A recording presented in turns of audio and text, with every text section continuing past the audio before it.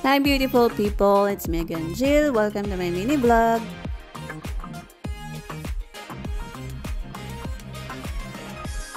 So for today's ganap guys, samahan nyo kaming kumain sa Paul Restaurant.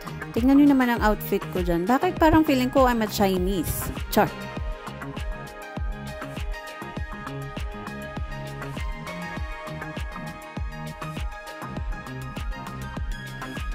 Excuse, may sapatang malaki. Ha!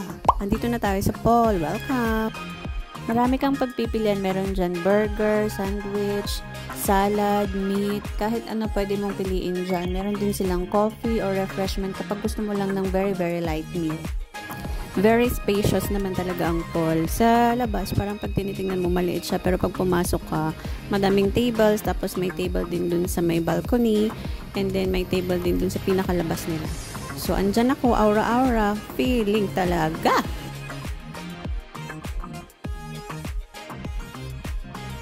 And, dumating ng aming order. I ordered grilled salmon, tapos grilled chicken naman kay Ram. And, ayan lang, kakain na kami. It's eating time. Tara, let's eat. Say, ah. Very good. Gusto ko lang din naman gayahin yung mga napapanood mga food bloggerist kung paano sila mag-vlog ng mga pagkain. Pero bakit nung ako ang sumubo, parang gugustuhin nyong hindi na kumain? Ay, nako!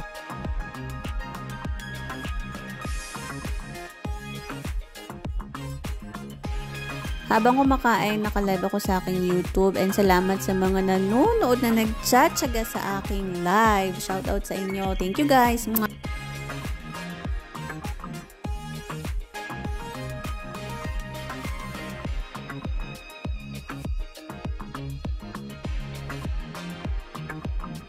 Eto naman yung balcony ng Paul. Masarap din dito tumambay pero pag ganitong oras na at saka mainit, ay doon ka na lang sa loob para may aircon. Free pa, o diba?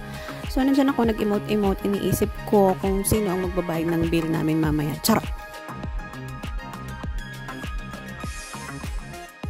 May bread and pastries din sila. And alam niyo ba guys, pagpatak ng 7 PM, nagbibigay sila ng discount. Pero sa bread lang ha, baka mamaya pumunta kayo dyan tapos manghingi kayo ng discount sa food. Nakakaloka.